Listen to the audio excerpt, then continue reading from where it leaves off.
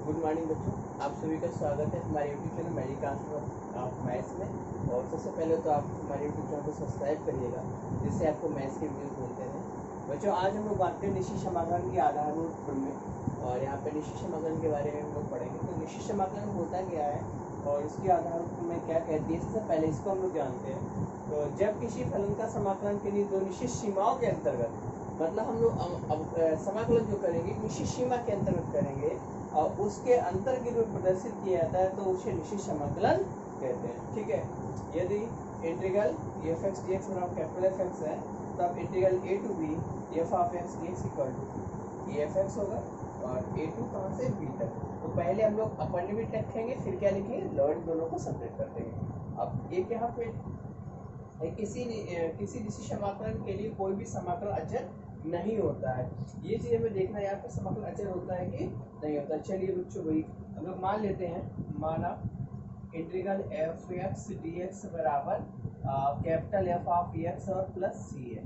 तो तब हम लोग इसको लगाएंगे क्या आ जाएगा, integral A to B F X D X बराबर क्या लिखेंगे, F of X plus C, और लिमिट कहाँ से कहाँ तक है, ए से बी तक। ठीक, पहले अपर लिमिट रखेंगे F of B plus C, okay, minus F of A और प्लस सी।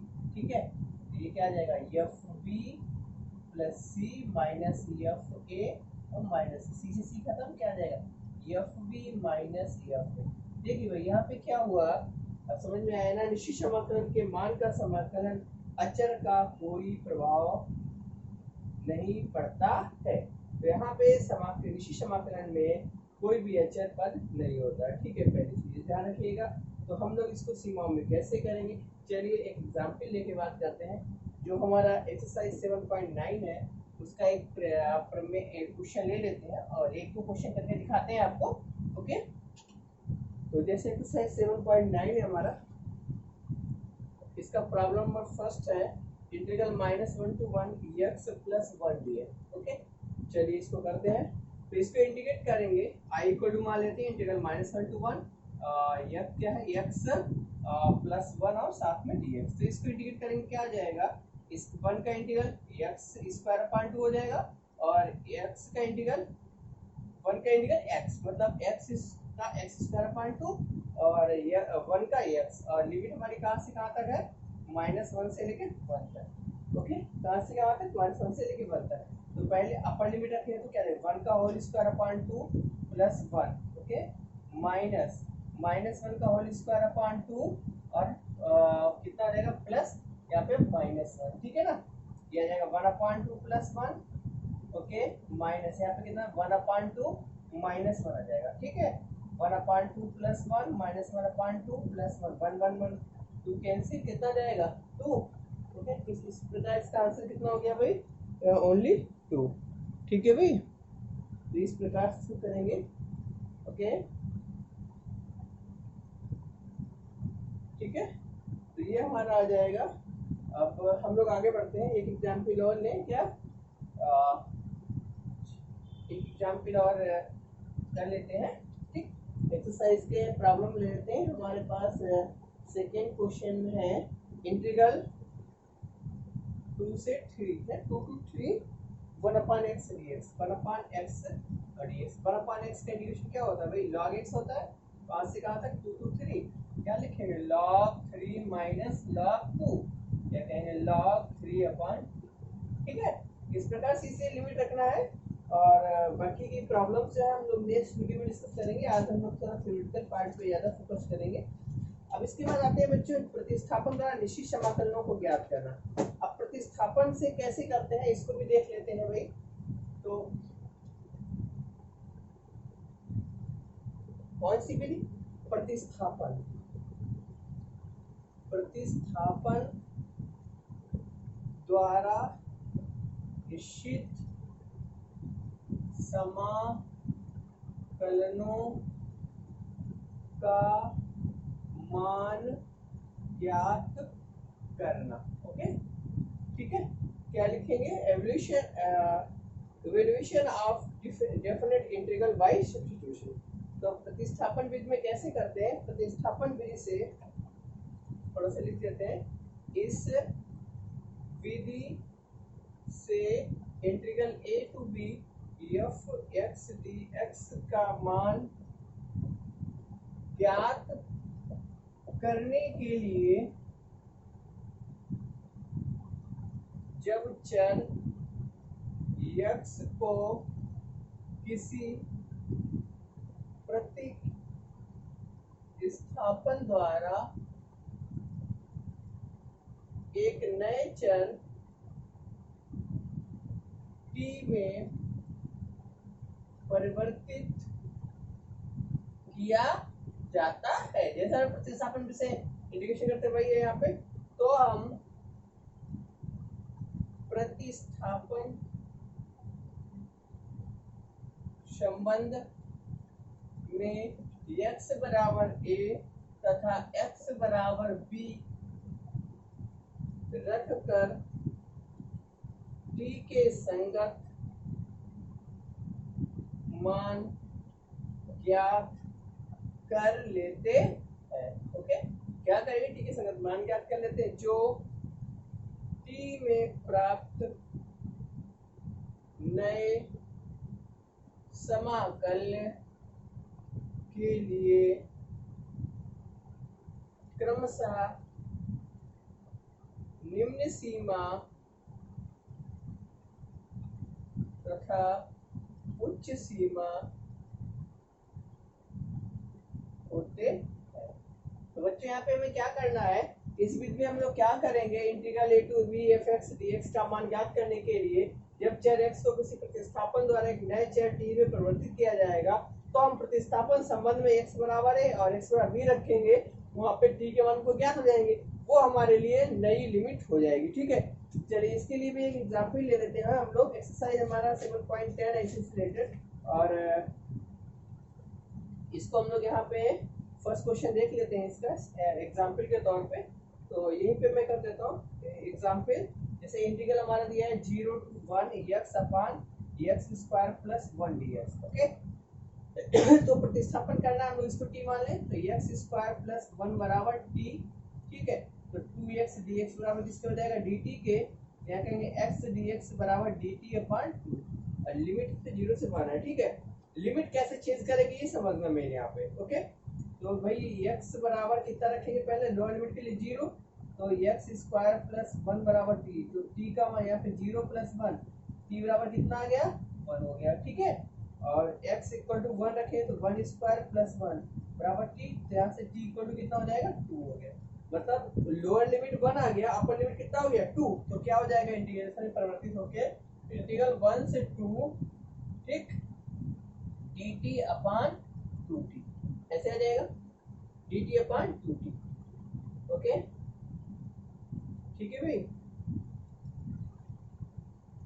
तो ये क्या बन जाएगा, चलिए इसको इंडिकेट करेंगे तो 1/2 बाहर आ जाएगा, ये क्या हो जाएगा, 1/t मतलब log t, और लिमिट कहाँ से 1 से 2 तक, तो ये जाएगा 1/2 log 2 माइनस log 1। ठीक, ऐसे रखेंगे, और log 1 का वैल्यू कितना होता है, 0। ओके, तो कितना बचेगा, 1/2 log 2। इस प्रकार से इसको करना है। ठीक है भाई, तो यहाँ पे लिमिट चेंज करना समझ में आया, कैसे करेंगे, जो भी x का पहले वैल्यू होगा लोअर लिमिट पे वो x ये रख देंगे, अपर t का वैल्यू मिल जाएगा, अपर लिमिट रख देंगे तो या फिर t का दोनों मान यहाँ रख के हल कर लेंगे। ठीक, इसी प्रकार एक प्रॉब्लम और देखते हैं आगे इसी से रिलेटेड।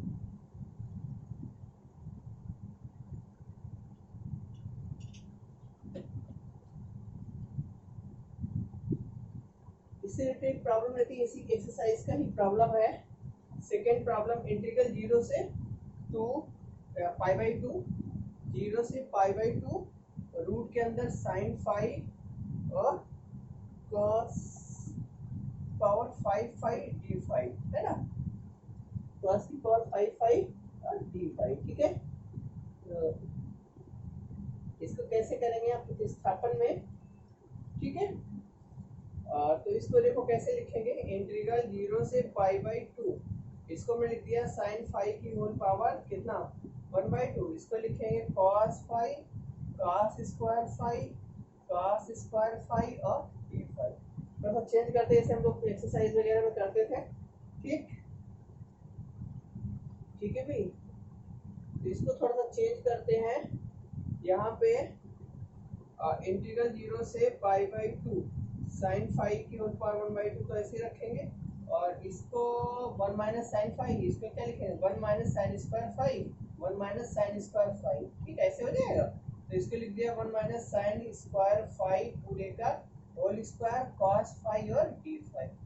ओके, यहाँ पे साइन फाइव बराबर टी मान लें, तो क्या देगा cos फाइव डी फाइव बराबर किसके डी टी हो जाएगा। सिंपल इंटीग्रेशन कर रहा हूँ अभी तो।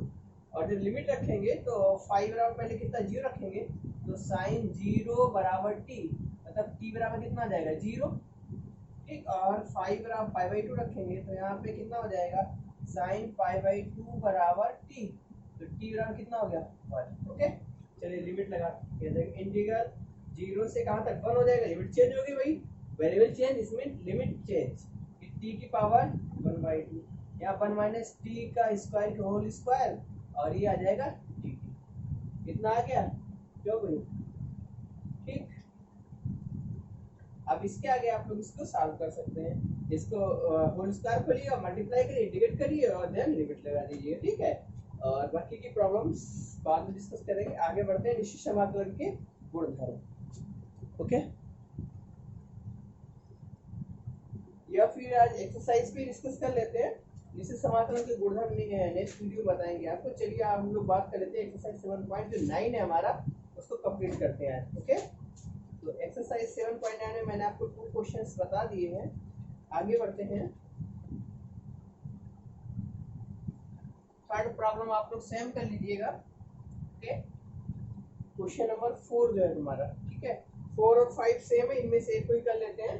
तो एक्सरसाइज कौन सा है 7.9। ओके 7.9 प्रॉब्लम नंबर 5 देखिएगा। ये इंटीग्रल 0 से 5/2 cos 2x और dx है। ओके, ये i इक्वल टू मान लेते हैं भाई। ठीक है, तो यहाँ से देखिए 2x को सीधे हम लोग कर लेते हैं। cos का इंटीग्रेशन क्या होता है साइन होता है ना, तो क्या लिखेंगे साइन 2x और अपान 2, और लिमिट कहाँ से कहाँ है 0 से 5/2। ओके, चलिए भाई रखते हैं। तो 1/2 कांस्टेंट है, ये जाएगा सॉरी साइन 2x की होल पावर 0 से 5/2। लिमिट रखा जाए, ये जाएगा sine 2 into 5/2 minus sine 2 into 0। Sine 0 का वैल्यू 0 हो गया, और साइन पाई का वैल्यू कितना 0 माइनस 0, मतलब कुल मिला के इसका वैल्यू कितना हो जाएगा 0 आ जाएगा। ठीक, अब आते हैं क्वेश्चन नंबर 6 पे।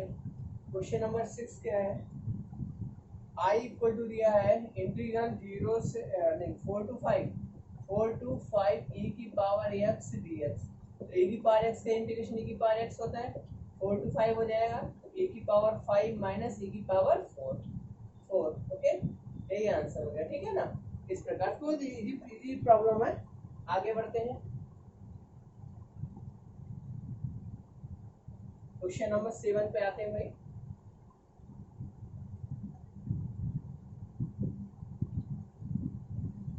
सेवन और 8 एक ही जैसे हैं दोनों, एक भी कर लेते हैं हम। तो क्वेश्चन नंबर 8 करते हैं।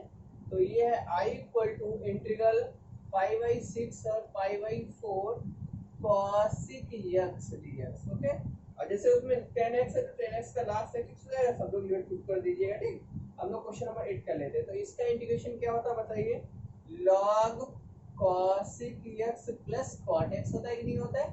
लिमिट कहाँ से कहाँ तक है 5/6 से 5/4 तक। ठीक, ये जाएगा log, पहले अपर लिमिट रखिए, हो जाएगा cos π/4 cosec π/4 प्लस cot π/4।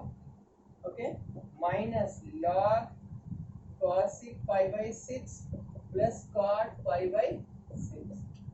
ठीक है, ये आ जाएगा log, इसका वैल्यू कितना होता है √2। ओके, √2 होता है ना, और इसका कितना होता है cot π/4 का 1 होता है, और माइनस यहाँ कितना हो जाएगा log, इसका वैल्यू cosec π/6 का कितना होता है 2, और cot π/6 का कितना होता है भाई √3। ओके, तो ये कैसे आ जाएगा, log root 2 plus 1/2 minus 2 plus root 3, इस प्रकार से आ जाएगा। ओके 7.9 ठीक है, लॉग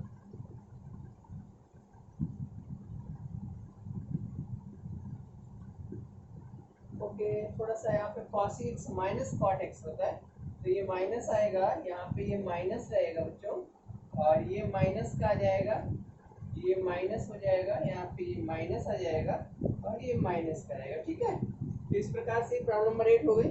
आगे बढ़ते हैं प्रॉब्लम नंबर 9 को करते हैं भाई। 9 आप करेंगे तो साइन इनवर्स से बन जाएगा, सीधे हो जाएगा ये तो। ठीक है, तो कर देते हैं 9 नंबर। 9 क्या है भाई, I इक्वल टू इंटीग्रल है 0 से 1 dx upon root 1 minus X square. इसका इंटीग्रेशन क्या होता है, साइन इनवर्स एक्स, और लिमिट कहाँ से 0 से 1 हो जाएगा, sine inverse 1 minus sine inverse 0, तो इसका वैल्यू कितना π/2 माइनस 0, कुल मिला कितना आएगा π/। क्वेश्चन नंबर 10 पे आते हैं। ये इंटीग्रल 0 से 1 dx upon 1 plus x square, इसका इंटीग्रेशन क्या हो जाएगा, tan इनवर्स x होगा कि नहीं होगा, लिमिट कहाँ से 0 से 1 तक, तो tan inverse 1 minus tan inverse 0, कुल मिला के कितना π/4 प्लस 0, मतलब कुल मिला के कितना होगा π/4। ठीक, 10 हो गया भाई।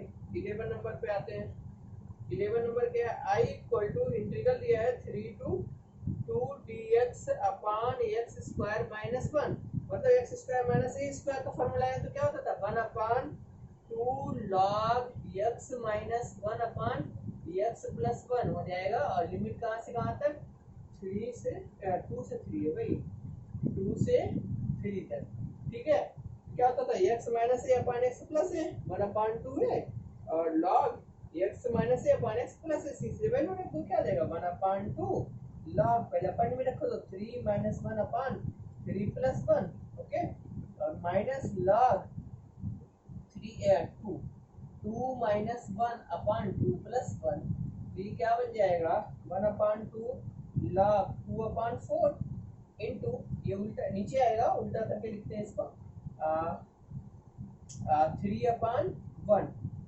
ठीक है, 3 अपॉन 1, 2 टू द 4, ये कितना आ जाएगा 1 अपॉन 2 log 3/2, इस प्रकार से। ठीक है, तो ये हो जाएगा 1 अपॉन 2 log 3/2। ठीक, जो कि प्रॉब्लम नंबर 11। चलिए भाई आगे बढ़ते हैं।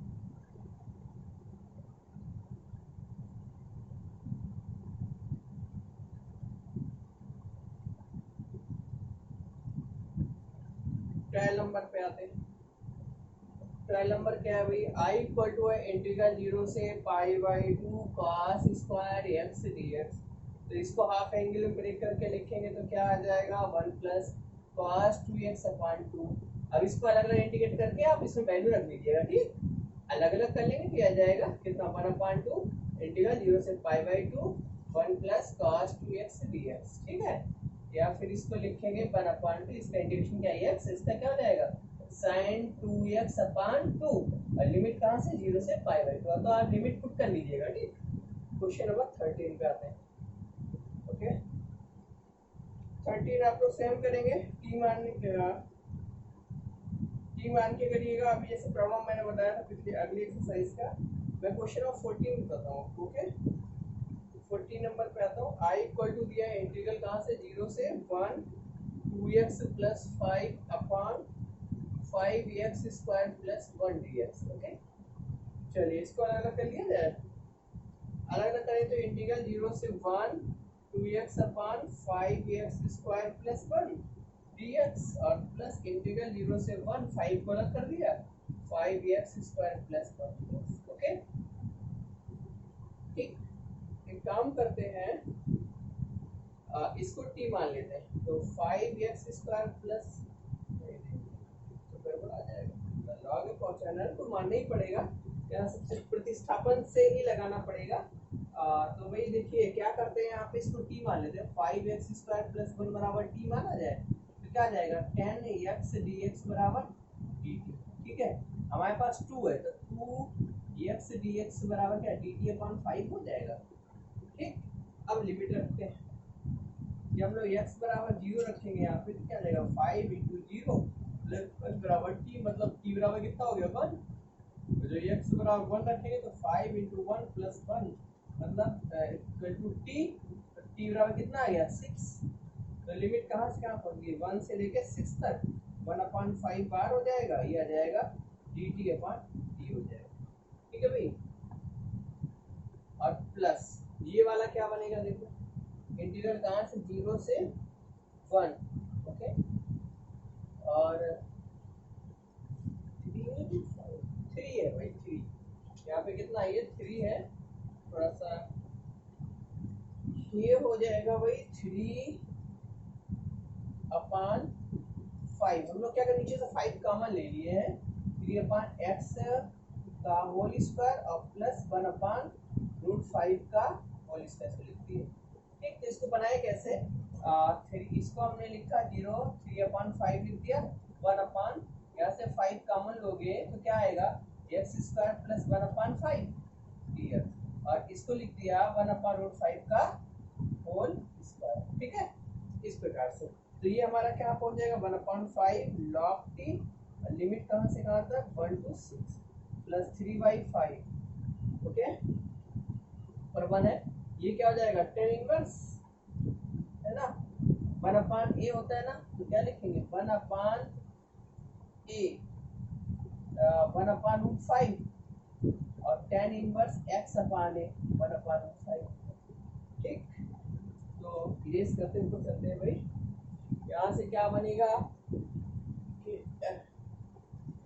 ये आ जाएगा 1/5 log 6 माइनस log 1 है ना, और प्लस देखो √5 से √5 खत्म, मतलब 3/√5 हो जाएगा, और ये आ जाएगा 10 इनवर्स √5 dx, ये तो 0 हो गया, मतलब 1/5 ठीक log 6 और plus 3/√5 10 inverse √5 dx।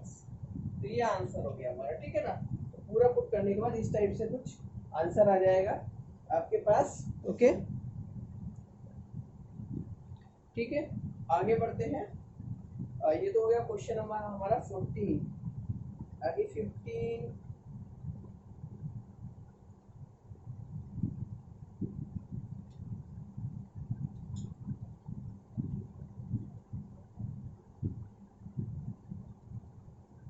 Question number 15 पे आते हैं। तो क्वेश्चन नंबर 15 भी सब्स्टिट्यूशन से ही लगेगा। आई इक्वल टू इंटीग्रल कहाँ से कहाँ तक 0 से 1 x e की पावर x स्क्वायर dx। ठीक है, e की पावर x स्क्वायर dx, तो यहाँ पे हम लोग क्या करेंगे, पुट करेंगे x स्क्वायर बराबर t, तो 2 क्या हो जाएगा 2x dx बराबर dt, या कहेंगे x dx बराबर dt अपॉन 2। ठीक है ना, अब x बराबर 0 पुट करेंगे तो यहाँ से 0 बराबर इसके t हो जाएगा, x बराबर 1 पुट करेंगे तो 1 बराबर इसके t हो जाएगा। तो लिमिट तो हमारा 0 से 1 ही बना रहेगा, और यहाँ से x dx से क्या लिखेंगे dt अपॉन 2, और e की पावर t हो गया ये तो, और dt अपॉन 2, e की पावर t का इंटीग्रेशन क्या होता है भाई, e की पावर 1/2 तो बाहर आ गई, e की पावर t का e की पावर t, लिमिट कहाँ से 0 से 1, मतलब 1/2 e की पावर 1 माइनस e की पावर 0 जगह 1/2 e माइनस 1, 1/2 e माइनस 1। ठीक है, तो इस सब्स्टिट्यूशन से करेंगे, इसमें t बना, फिर x dx dt अपॉन 2 हो गया, फिर लिमिट चेंज किया और वैल्यू पुट कर दी। ठीक, आगे बढ़ते हैं, क्वेश्चन नंबर 16 पे आते हैं। ठीक है, 16 से 20 तक का प्रॉब्लम जो है आपको नेक्स्ट वीडियो मिलेगा, आज इतने रखते हैं। ओके, थैंक यू बच्चों, आप हमारे यूट्यूब चैनल मेडिकल सब्सक्राइब करें। Thank you.